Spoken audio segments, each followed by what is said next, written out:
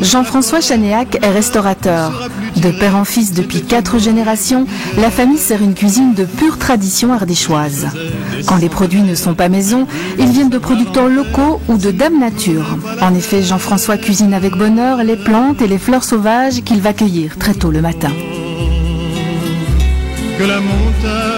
Voilà, je fais mon marché. Et là, donc, je suis dans la l'oseille, la grelette qu'on appelle ici. Elle avait un petit goût, quand on était gamin, on suçait la petite feuille comme ça, là, et on a un goût de vin. Encore elle est légère. Elle va me servir pour, je vais la hacher très finement pour faire la vinaigrette pour le carpaccio, du fin gras du mézin. L'épinard sauvage, l'épinard bon Henri, le kénopode, qui est fabuleux par sa teneur en plantes et en sels minéraux. Mais bien sûr, et puis naturel, puisque pas traité du tout, aucun traitement. Donc on est sur le territoire des 1000 sources, on peut appeler ça comme ça, qui est donc Sagne et Goudoulé.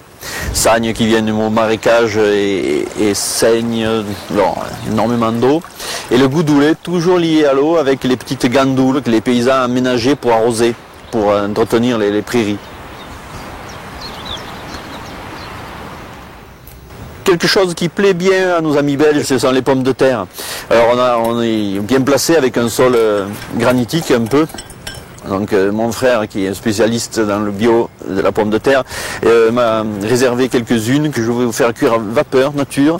Et puis on mettra un petit fromage blanc battu avec toujours les plantes sauvages à l'intérieur, donc qui vont inhaler quelque chose d'intéressant.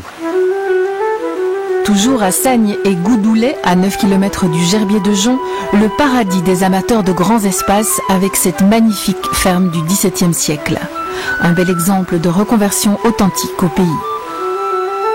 Notre ferme est une ferme typique de la montagne ardéchoise, avec son toit de lauze et ses murs de pierre jointée.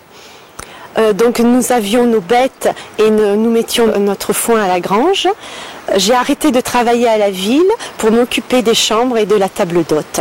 C'était surtout un désir pour moi de pouvoir rester ici et maintenir de cette façon un patrimoine local et notre activité économique. Donc, mon mari est agriculteur, il produit des pommes de terre biologiques et moi je les cuisine pour le régal de mes hôtes.